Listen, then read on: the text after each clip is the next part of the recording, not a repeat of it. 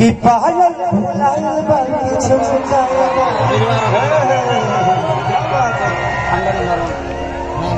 बोलत ना बाड़ू का बटे परसानी कि कहे तोहर फोन से लटकल बलोला हो लटकल बलोला हे राजा छूटा तपस न गर्मी हे राजा जाई बाजारे ले आए गो कोका-कोला।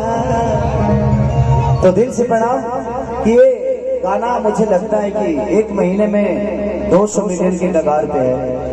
तो आप लोगों की मोहब्बत है। पूरे हिंदुस्तान में खेसारी लाल यादव नंबर 2 का एक इंसान है। इतने सारे सिंगर के बावजूद पूरे विश्व में खेसारी लाल यादव आपका बेटा, आपका भाई, आपकी भोजपुरी 3 नंबर पे सर्चिंग होती है पूरे वर्ल्ड में। इतने सारे गायक, इतने सारे नायक होने के बावजूद ये आप सबकी उपलब्धि है कि हमारा भोजपुरी आज छोटी जगह पे नहीं, यानी मुझे लगता है कि बहुत बड़ी जगह पे है। तो आपकी मोहब्बत है, दिल से प्रणाम है आप सब देवता रूपी श्रोता को, जिसने खेसारी लाल यादव एक गाँव से उठ के आया और आप लोगों ने इसको इतना प्यार दिया कि शायद मुझे नहीं लगता कि इतना प्यार आपने किसी को दिया होगा। तो जितना भी माता बहन बेटी काका चाचा पीटिया जे भी आई बा सबके हम खेसारी लाल यादव गोड़ छू के गोड़ अब सबकर छुए जाए तो बहुत टाइम लग जाएगा, इसीलिए इस मंच को आप सबका चरण समझ के मैं छू लिया ताकि सब लोग आशीर्वाद बारी बारी से दे दे ऐसे। और यहाँ के प्रशासन दिल से प्रणाम है आप सबको कि आप लोगों ने इतना कोऑपरेट और इतनी अच्छी व्यवस्था के साथ आप लोगों ने इस कार्यक्रम को कराने का काम किया है।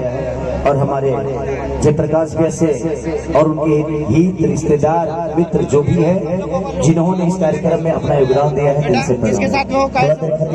हम भोजन के लिए तो तारे लोग संग काम बा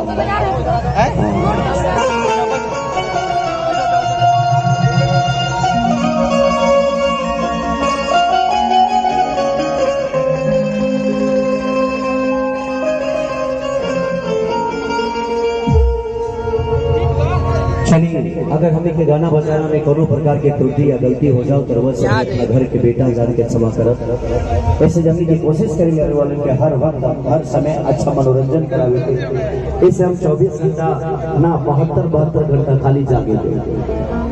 अभी हम रात भर दिन भर कल शूटिंग करके रात भर गाना करके 6 बजे सुबह से बाई रोड निकल लिए ताकि लोग के टाइम से मनोरंजन करा सके। तो कोशिश रहेगा दिखाओ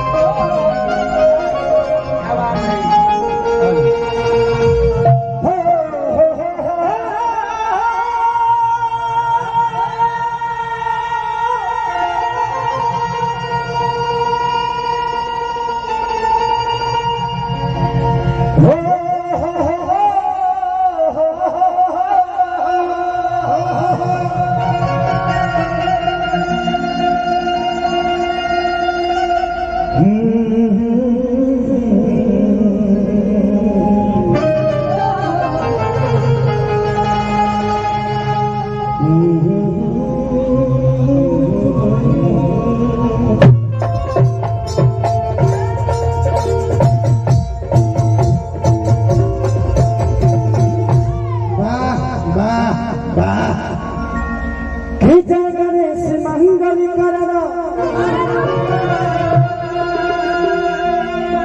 विघ्न हरो गणरा